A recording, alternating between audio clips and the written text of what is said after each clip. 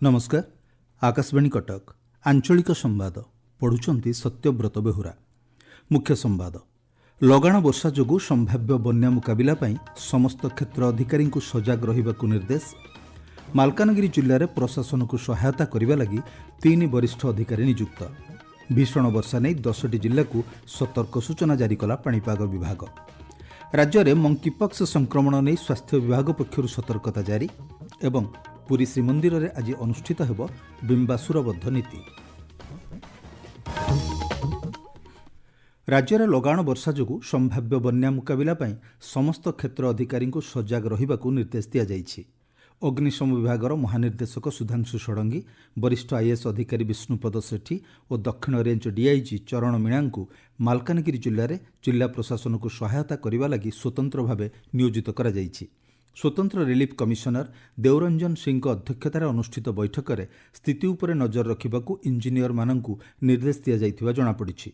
वर्षा जल निष्कासन पई भुवनेश्वर में 30टी पंप और कटक और पुरी में 10टी लेखाएं पंप नियोजित करा जिवो बोली जणा पड़िछि।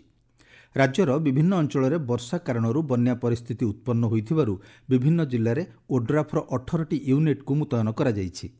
मालकानगिरी में 6टी टीम मुतयन करा जाइथिबा बेले कोरापुट, रायगड़ा, गंजाम, कंधमाल, बौद्ध और बलांगीर जिले में 2टी लेखाएं टीम मुतयन करा जाइछि। कौनसी प्रकार परिस्थितिर मुकाबिला लगी ओड्राफ्र 12टी टीम को सजग रखा जाइथिबा जणा पड़िछि। मालकानगिरीर प्रत्येक ब्लॉक में गोटे लेखाएं अग्निशम विभागर टीम को मध्य मुतयन करा जाइछि। ए संपर्क में स्वतंत्र रिलीफ कमिशनर देवरंजन सिंह कहिसंती, कालीठू मालकानगिरी जिले में प्रबल वर्षा होइछि। सेठिपाई केतोटी अंचल रे जो माने लो लाइंग ब्रिजेज अच्छी से माने सबू समर्थ हो जाइछंती।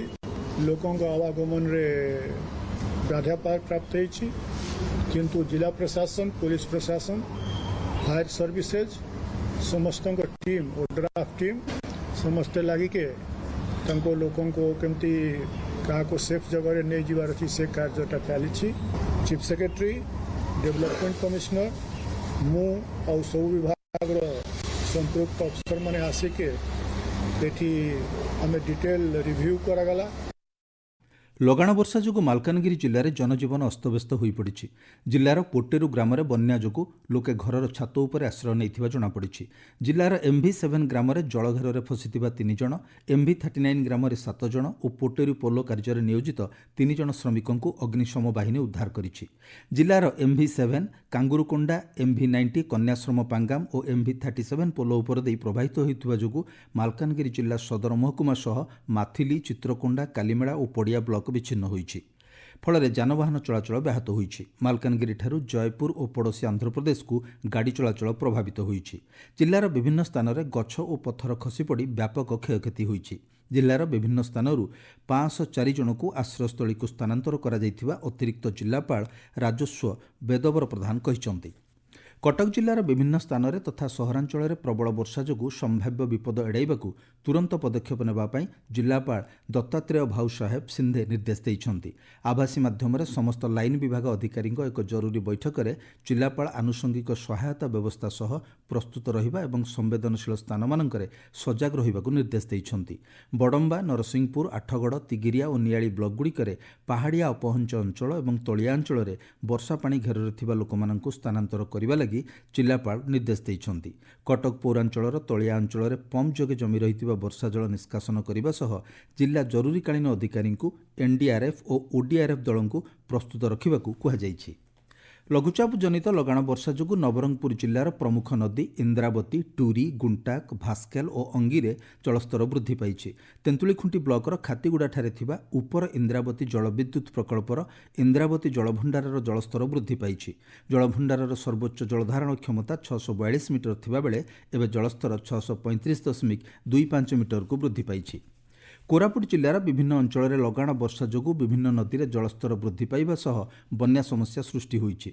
जिलार कोलाब, बरी, कुर्लू और इंद्रावती नदी में जलस्तर वृद्धि पाइबार लागिछि। लगाण वर्षा प्रभाव में कुंद्रा ब्लॉकर 50टी ग्राम में बन्या जल प्रवेश करने सह हजार हजार एकर जमी में बन्या जल माड़ी जाइछि।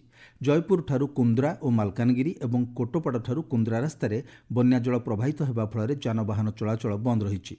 ଜିଲ୍ଲାରେ ଗତ 24 ଘଣ୍ଟା ମଧ୍ୟରେ 1000 ମିଲିମିଟର ବର୍ଷା ରେକର୍ଡ କରାଯାଇଛି। ଜଲାପୁଟ ଡ୍ୟାମ୍ ଜଳଭଣ୍ଡାରର 7ଟି ଗେଟ୍ ଖୋଲାଯିବା ଫଳରେ ମାଛକୁଣ୍ଡ ଜଳବିଦ୍ୟୁତ୍ ପ୍ରକଳ୍ପ ମଧ୍ୟରେ ଜଳ ପ୍ରବେଶ କରିଛି। ଯାନ୍ତ୍ରିକ ତ୍ରୁଟି ଘଟିବା ଯୋଗୁଁ ବିଦ୍ୟୁତ୍ ପ୍ରକଳ୍ପରୁ ବିଦ୍ୟୁତ୍ ଉତ୍ପାଦନ ବନ୍ଦ ରହିଛି। ଅନ୍ୟପକ୍ଷରେ ତେଲେଙ୍ଗିରି ଡ୍ୟାମ୍ର ଗୋଟିଏ ଗେଟ୍ ଖୋଲାଯିବା ଫଳରେ ବୋରିଗୁମା ବ୍ଲକର ଇନ୍ଦ୍ରାବତୀ ନଦୀରେ ପ୍ରାୟ 300ଟି ବାସଗୃହ କ୍ଷତିଗ୍ରସ୍ତ ହୋଇଛି। ବର୍ଷା ଲାଗି ରହିବା ଫଳରେ କ୍ଷୟକ୍ଷତିର ଆକଳନ ଏଯାବତ୍ ସ୍ପଷ୍ଟ ହୋଇପାରିନାହିଁ। ବଙ୍ଗୋପସାଗରରେ ଅବପାତ ପ୍ରଭାବରେ ରାଜ୍ୟର ଅଧିକାଂଶ ସ୍ଥାନରେ ବର୍ଷା ଜାରି ରହିଛି। ଆଗାମୀ 24 ଘଣ୍ଟା ପାଇଁ ଭୀଷଣରୁ ଅତି ଭୀଷଣ ବର୍ଷା ନେଇ 10ଟି ଜିଲ୍ଲାକୁ ପାଣିପାଗ ବିଭାଗ ପକ୍ଷରୁ ରେଡ୍ ୱାର୍ଣ୍ଣିଂ ଜାରି କରାଯାଇଛି। ସେହିପରି ଭୀଷଣ ବର୍ଷା ନେଇ 12ଟି ଜିଲ୍ଲାକୁ ଅରେଞ୍ଜ ୱାର୍ଣ୍ଣିଂ ଏବଂ 8ଟି ଜିଲ୍ଲାକୁ ୟେଲୋ ୱାର୍ଣ୍ଣିଂ ଜାରି କରାଯାଇଛି। ରେଡ୍ ୱାର୍ଣ୍ଣିଂ ଜାରି ହୋଇଥିବା ଜିଲ୍ଲାଗୁଡ଼ିକ ହେଉଛି ମାଲକାନଗିରି, କୋରାପୁଟ, ନବରଙ୍ଗପୁର, ବଲାଙ୍ଗୀର, ବୌଦ୍ଧ, କନ୍ଧମାଳ, ଗଞ୍ଜାମ, ନୟାଗଡ଼, ଖୋର୍ଦ୍ଧା ଓ ପୁରୀ। ରେଡ୍ ୱାର୍ଣ୍ଣିଂ ଜାରି ହୋଇଥିବା 10ଟି ଜିଲ୍ଲାର ଗୋଟିଏ ଦୁଇଟି ସ୍ଥାନରେ 20 ସେଣ୍ଟିମିଟର ପର୍ଯ୍ୟନ୍ତ ବର୍ଷା ହୋଇପାରେ ବୋଲି ଭୁବନେଶ୍ୱର ଆଞ୍ଚଳିକ ପାଣିପାଗ ବିଜ୍ଞାନ କେନ୍ଦ୍ର ପୂର୍ବାନୁମାନ କରିଛି। ସୂଚନା ଅନୁଯାୟୀ ରାଜ୍ୟରେ ଗତ 24 ଘଣ୍ଟା ମଧ୍ୟରେ ମାଲକାନଗିରି ଜିଲ୍ଲାର ମାଲକାନଗିରିରେ ସର୍ବାଧିକ 253 ମିଲିମିଟର ବର୍ଷା ରେକର୍ଡ କରାଯାଇଛି। ସେହିପରି ଚିତ୍ରକୋଣ୍ଡାରେ 225, କୋରକୁଣ୍ଡାରେ 200 ଓ ମାଥୁଲିରେ 150 ମିଲିମିଟର ବର୍ଷା ରେକର୍ଡ କରାଯାଇଛି। ନଦୀକୂଳିଆ ଅଞ୍ଚଳର ଲୋକମାନଙ୍କୁ ସୁରକ୍ଷିତ ସ୍ଥାନକୁ ସ୍ଥାନାନ୍ତର କରାଯାଇଛି। ବନ୍ୟା ପରିସ୍ଥିତି ଯୋଗୁଁ ମାଲକାନଗିରି ଜିଲ୍ଲା ବାହ୍ୟ ଅଞ୍ଚଳଠାରୁ ବିଚ୍ଛିନ୍ନ ହୋଇଛି। ରାଜ୍ୟ ସରକାର ବନ୍ୟା ପରିସ୍ଥିତି ନେଇ ସତର୍କ ଦୃଷ୍ଟି ରଖିଛନ୍ତି। ଭୁବନେଶ୍ୱର ଆଞ୍ଚଳିକ ପାଣିପାଗ ବିଜ୍ଞାନ କେନ୍ଦ୍ର ନିର୍ଦ୍ଦେଶିକା ମନୋରମା ମହାନ୍ତି କହିଛନ୍ତି, କାଲି ପାଇଁ ବର୍ଷାର ପରିମାଣ କମିବ, କିନ୍ତୁ ଅଧିକାଂଶ ସ୍ଥାନରେ ହାଲକାରୁ ମଧ୍ୟମ ଧରଣର ବର୍ଷା ରହିବା ସହିତ ପ୍ରବଳରୁ ଅତି ପ୍ରବଳ ବର୍ଷା କାଁ ଭାଁ ଜାଗାରେ ହେବାର ସମ୍ଭାବନା ରହିଛି। ଯେମିତିକି ବରଗଡ଼, ନୂଆପଡ଼ା, ଝାରସୁଗୁଡ଼ା ପ୍ରବଳ ବର୍ଷା ରହିବାର ସମ୍ଭାବନା ଅଛି ଗୋଟେ କିମ୍ବା ଦୁଇଟା ଜାଗାରେ। ବଲାଙ୍ଗୀର, ସୋନପୁର, ସମ୍ବଲପୁର ଏବଂ ସୁନ୍ଦରଗଡ଼। ଆଜି ରେଡ୍ ଆଲର୍ଟ ଅଛି ଗଞ୍ଜାମ, କନ୍ଧମାଳ, ନୟାଗଡ଼, ଖୋର୍ଦ୍ଧା, ପୁରୀ, ବୌଦ୍ଧ ଏବଂ ବଲାଙ୍ଗୀର। ଆପଣମାନେ ଆଞ୍ଚଳିକ ସମ୍ବାଦ ଶୁଣୁଛନ୍ତି ଆକାଶବାଣୀ କଟକ କେନ୍ଦ୍ରରୁ।